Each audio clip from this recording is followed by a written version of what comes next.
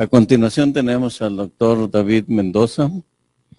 El doctor David Mendoza es médico adscrito al Servicio de Alergia del Instituto Nacional de Pediatría. Hizo pediatría en el propio instituto, posteriormente alergia e inmunología en el mismo instituto, y es una de las personas que ha destacado de la nueva generación de jóvenes, ha destacado en su intensa actividad académica, asistencial y de enseñanza dentro del instituto. Con ustedes el doctor David Mendoza. Alguna vez fue mi alumno, ahora es mi maestro.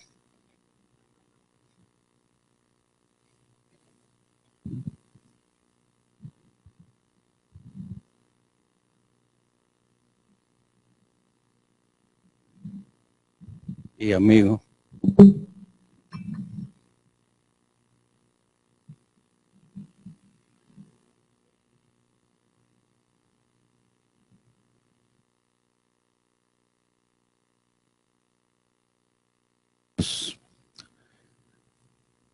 Asistentes madrugadores en esta ciudad llena de autos y de problemas para llegar a un destino. Es todo un reto poder alcanzar nuestras metas. Gracias por su asistencia. Adelante. Bueno, primero que nada, gracias por la invitación a este foro. Como bien dice el doctor Huerta, siempre nos ha gustado como compartir un poquito de lo que sabemos, que no es mucho, pero vamos a tratar de hacerlo muy ameno. Y pues el doctor Huerta y todos los expositores siempre van a ser mis maestros, ¿no? Eso siempre vamos a seguir aprendiendo de lo académico y de la vida. El día de hoy el doctor López nos pidió que diéramos la presentación en relación al diagnóstico de asma y queríamos darle como un giro un poquito más dinámico. Lo presentamos como de la parte clínica a la parte molecular. En realidad lo que queremos hacer es como un hincapié para poder integrar lo que es la fisiopatología con lo que observamos en nuestros pacientes y con lo que le podemos pedir para que nuestro diagnóstico sea un poquito más preciso, y esto permite establecer como tratamientos más dirigidos.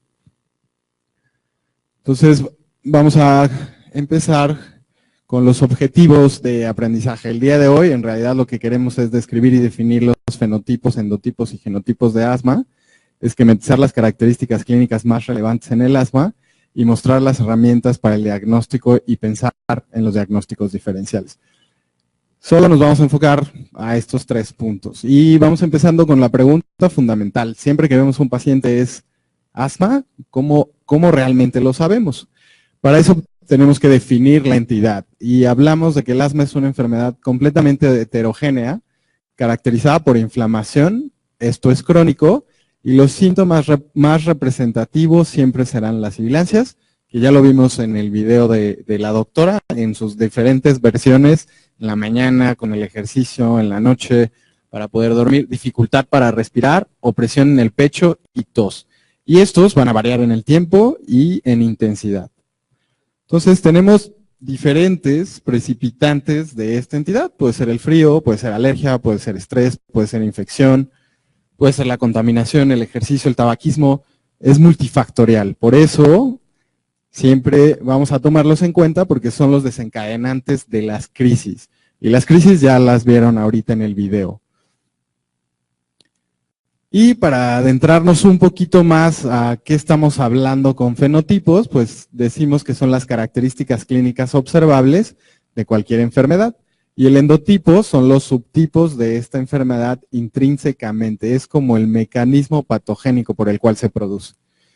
Y eso es lo que vamos a tratar de ver, como que vamos a ver la película en reversa. Lo que siempre vemos nosotros es el paciente que tose, el paciente que tiene dolor, el paciente que tiene sibilancia. Y hacer la película hacia atrás es saber qué es lo que está pasando en el organismo que nos produce esta característica clínica. Y para poder explicar esto, les voy a poner una imagen que a primera vista se ve como muy compleja, pero en realidad no lo es muy sencillo de explicar. Son los mecanismos que tenemos a nivel inmunológico que nos van a dar esta entidad. Son los pacientes que tienen un perfil TH2. Ahorita lo vamos a ver. Lo que quiere decir TH2 son los linfocitos que van a organizar esta respuesta. Y esto nos producirá un asma alérgica, un inicio tardío con asma eosinofílica, también se ha asociado a obesidad, inicio tardío en la mujer y otros mecanismos no mediados por esta respuesta. Entonces prácticamente vamos a tener estos dos fenotipos, mediados por TH2 y no mediados por TH2. Algunos son más frecuentes en niños, se imbrincan entre adultos y jóvenes, y sobre todo esta parte de los mecanismos no mediados por TH2 los vamos a ver más en la parte de los adultos. Entonces, prácticamente esto es lo que estaríamos viendo de las características clínicas de inicio temprano en los niños. Obstrucción fija de la vía aérea, inducida por ejercicio, alérgica, asma eosinofílica con respuesta a esteroides, exacerbación y asma grave.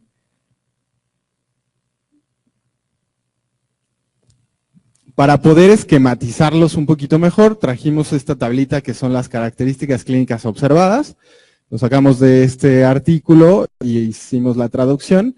Entonces la característica clínica siempre va a ser esta: edad, sexo, raza, inicio de edad temprana, asma en fumadores, asma premenstrual, asma ocupacional, asma inducida por ejercicio, todas las comorbilidades asociadas a asma, que el doctor López siempre nos hace hincapié. La enfermedad asmática normalmente no viene sola, viene acompañada de otras entidades. Si no conocemos estas entidades y no las tratamos, los pacientes nunca van a mejorar. Patológicamente podemos decir, de acuerdo a la inflamación o a la remodelación que se genere, si es una asma eosinofílica, si es neutrofílica, si es mixta o pausigranulocítica. Estas serían características histológicas. Obviamente no estamos haciéndole biopsias a los pacientes para saber qué es lo que tienen. Lo vamos a inferir y eso va a ser parte de los mensajes de acuerdo a ciertos biomarcadores. Y ahorita los vamos a checar. Las fisiológicas, pues son las que nos van a dar esta alteración en el flujo aéreo, obstrucción fija de la vía aérea, la reversibilidad altamente, o la vía respiratoria altamente colapsable, la disminución rápida de la función pulmonar, que serían como las características funcionales, fisiológicas que estamos viendo de esta alteración. Y las respuestas al tratamiento, si son sensibles a esteroide o no, si están sensibilizados a los diferentes, digamos, efectos tóxicos de ciertos medicamentos o las respuestas a los tratamientos antialérgicos o el manejo con los antileucotrienos. Entonces, si se fijan, tenemos como una amplia panorama de cómo podemos observar clínicamente a estos pacientes. Y ya al final siempre establecemos un pronóstico, ¿no? ¿Cuáles son los riesgos vitales? Si es un asma transitoria, si es un asma casi fatal o si es un asma benigna. El asma casi fatal es aquellos pacientes que por una crisis tienen que entrar a una terapia intensiva. Estén o no estén intubados, la mayoría de las veces lo asociamos con pacientes intubados, que serían los más graves, y a esto le llamamos asma casi fatal. Y la asma benigna y el asma transitoria pues son las que más vemos en la parte de la consulta. Y la respuesta a largo plazo va a ser si vamos a tener estas exacerbaciones frecuentes, una predisposición a EPOC, y un asma en remisión o en recaída, que es como la característica que vemos en la cronicidad. Entonces, aquí les hago esta pregunta: ¿el diagnóstico es clínico o es funcional? ¿Quién de los del auditorio diría que el diagnóstico es clínico? Levante su mano, por favor. ¿El diagnóstico de asma es clínico o es funcional? Entonces, pues la gran mayoría estamos de acuerdo que es clínico. Entonces, ¿por qué es tan relevante la funcionalidad? ¿O cómo la podemos medir? Bueno, siempre me gusta hacer preguntas que nadie contesta y luego vamos ahondando en el tema, pero la realidad es que son un complemento. Siempre nuestra historia clínica va a ser la piedra fundamental para establecer un diagnóstico. Si yo ya tengo mi diagnóstico, lo que quiero es confirmarlo. Y de acuerdo a esta confirmación, incluso puedo dar las características de gravedad, ¿no? Qué tan grave es lo que estoy viendo. Y entonces aquí es donde nosotros vamos a meter un poquito de ruido. La parte clínica, pues lo vimos con los síntomas. Hasta aquí me voy a quedar ahorita en relación a los síntomas, que vimos que era la tos, que eran las sibilancias, que era la exacerbación con el ejercicio, la opresión torácica, que esas son las características fundamentales para diagnosticar esta entidad. Y digamos que la característica de la tos es que sea una tos nocturna, como vieron en el video de la doctora, esta tos que hace que nos despertemos en la noche. Y nos vamos a enfocar un poquito a esta parte funcional, que son las pruebas de función respiratoria.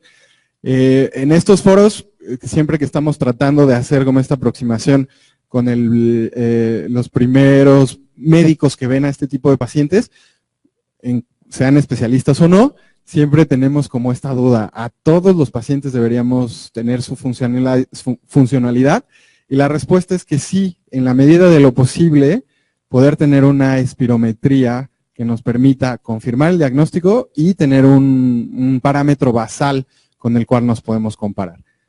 En nuestro medio no ha sido posible, aunque hay muchas iniciativas, hacer llegar la espirometría a todos los pacientes. Entonces utilizamos otro tipo de herramientas, como pueden ser la flujometría y la variabilidad en este flujo expiratorio pico, que también nos permite establecer de una manera más certera este diagnóstico en ausencia de esta espirometría. Y solo para mostrar esta gráfica, vemos en color verde lo que debería ser normal, en azul lo que sería un asma sin broncodilatador y después con broncodilatador, que sería el rojo y el azul. ¿Qué quiere decir? Que lo que vamos a medir o a observar es la obstrucción del flujo. ¿Qué tanto aire puedo o no sacar a través de una expiración forzada en el menor tiempo posible? Y estos serían como nuestros valores. Si le quieren tomar una foto en niños y adultos, que deberíamos estar alcanzando en reversibilidad a nuestra respuesta una vez que utilizamos el broncodilatador. O la reversibilidad como en la prueba terapéutica para saber si se ha modificado o no. O la variabilidad, si es que necesitamos utilizar un flujómetro en lugar de una prueba de función respiratoria. Obviamente este es mucho más práctico, pero necesitamos más apego y más educación para el paciente para que sea posible que lo podamos llevar a cabo todo el tiempo. Todo esto nos permite tomar acciones. Siempre estamos tratando de recabar información para tomar decisiones. Y estas decisiones van a estar basadas en si mi diagnóstico es probable de acuerdo al nivel de obstrucción, de acuerdo a la reversibilidad, para yo poder iniciar tratamiento. Y si se fijan, tenemos como estas tres variables de acuerdo a esta espirometría. Es un diagnóstico poco probable por obstrucción en el flujo aéreo, pues hay que pensar siempre en un diagnóstico diferencial. Ausencia de reversibilidad o variabilidad con un paciente con poca probabilidad, siempre tenemos que pensar en otra entidad. Y los biomarcadores, vamos a hacer esta diferenciación. Habíamos hablado de los dos fenotipos posibles, los que eran dependientes de TH2, los que no eran dependientes de TH2, los que eran predominantemente eosinofílicos y los que eran neutrofílicos o mixtos. Entonces siempre vamos a poder en algún momento ver esta característica de la eosinofilia. Si se toma una biopsia, pues vamos a identificarlos, pero no vamos haciendo biopsias en todos los pacientes. Si tomamos sangre periférica, pudiéramos medir el nivel de los eosinófilos en sangre y hacer una inferencia. Y si hacemos una exploración en el esputo, pues podríamos ver también la presencia de eosinófilos en el esputo.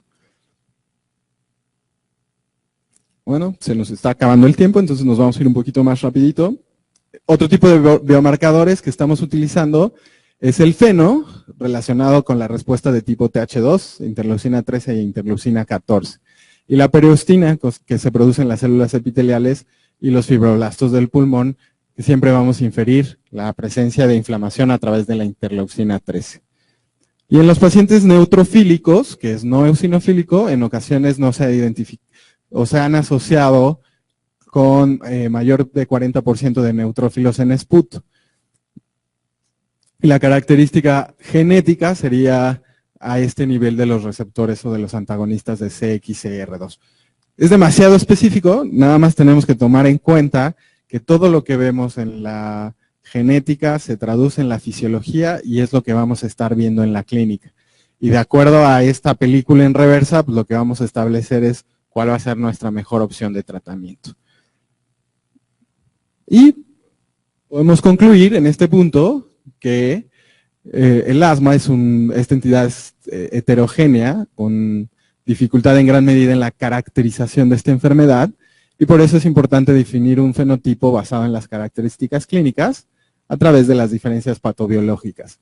Y vamos a evaluar los mediadores de inflamación para predecir el fenotipo y dar un tratamiento específico. Bueno, normalmente en este tipo de pláticas a veces interaccionamos más con el público. En esta ocasión lo vamos a dejar a preguntas abiertas. Si alguien tiene alguna duda o alguna pregunta en este momento, tenemos tiempo. ¿Se cumplió el objetivo de la clase o los perdí por completo? ¿No? Bueno, ok, entonces vamos a dar pie a otras presentaciones. Agradecemos al doctor López, a la doctora Blanca del Río por estar aquí, por la oportunidad de poder compartir un poquito de lo que sabemos. Gracias. Muchas gracias, doctor David Mendoza, por su excelente y práctica y biomarcadora manera de ver el asma, con excelente PowerPoint y facilidad de presentación. Muchas gracias, David. Y además, no solamente tiene la teoría, sino también la experiencia clínica cotidiana, tanto institucional como privada.